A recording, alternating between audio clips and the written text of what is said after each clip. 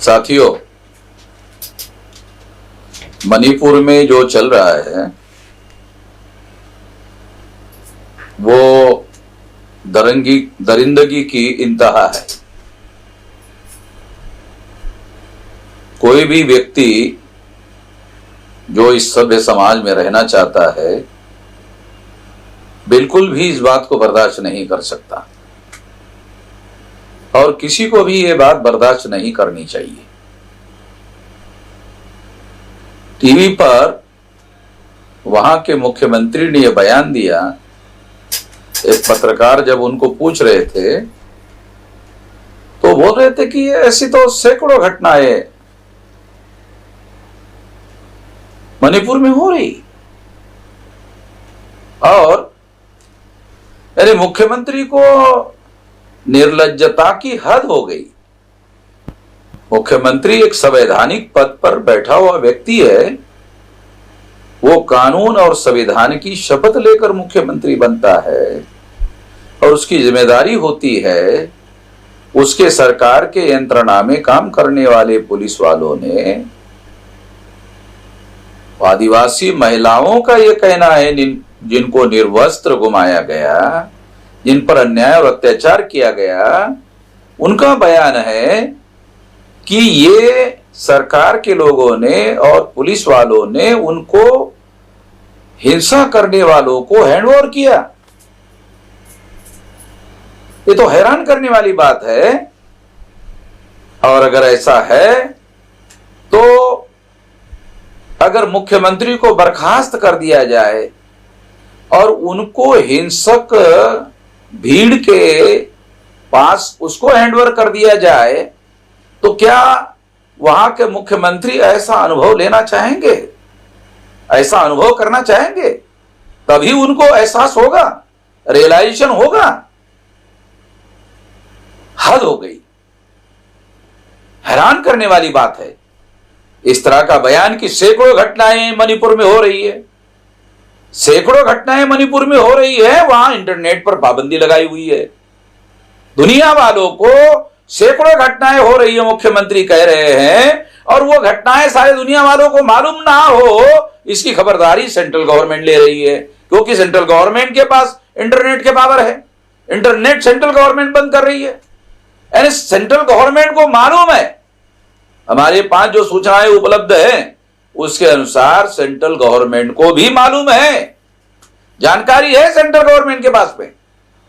मगर central government ने किसी प्रकार के कार्रवाई का आदेश राज्य सरकार को दिया, ऐसा कोई सबूत उपलब्ध नहीं है। इसलिए सेंट्रल गवर्नमेंट के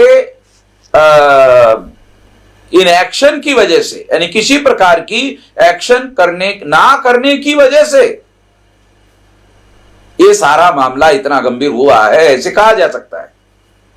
इसलिए मैं ऐसा मानता हूं कि जिस तरह की व्यवस्था, जिस तरह का हंगामा और जिस तरह की घटना घटित हुई, उससे वहां की कानून और व्यवस्था की स्थिति पूर्णतः फेल हो गई है। गवर्नर का खुद बयान है, गवर्नर ने जो बयान दिया उस पर भी मैं बहुत हैरान हूं। गवर्नर को उस सरकार को बर्खास्त करने के लिए सेंट्रल गवर्नमेंट को रिपोर्ट भेजना चाहिए। गवर्नर ने यह काम किया ऐसी कोई खबर नहीं है।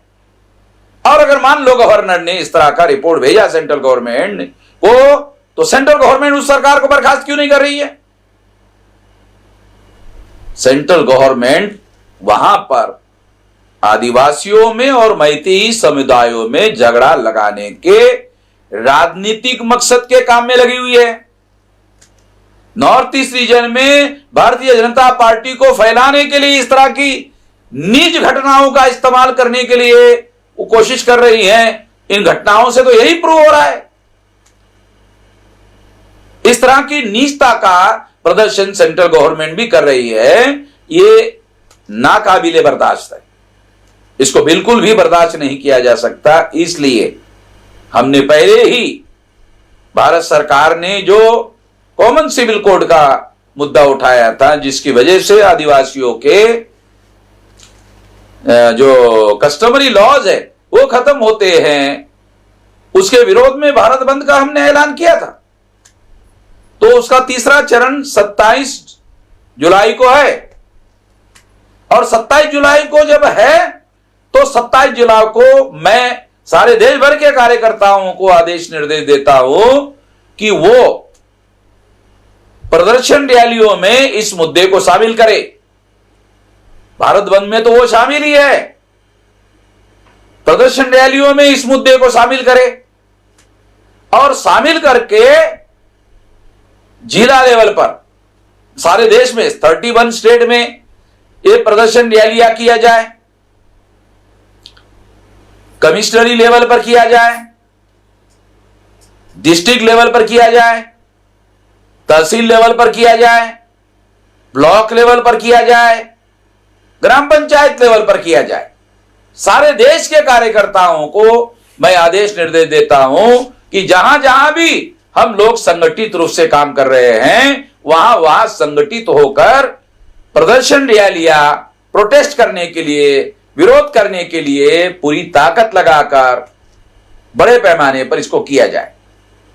हम सारे देश भर में सोशल मीडिया में इसका कैंपेन शुरू कर रहे हैं, उसके साथ साथ सारे देश भर में इससे संबंधित पर्चे निकाल रहे हैं। ये पर्चे सोशल मीडिया में वायरल किए जाएंगे।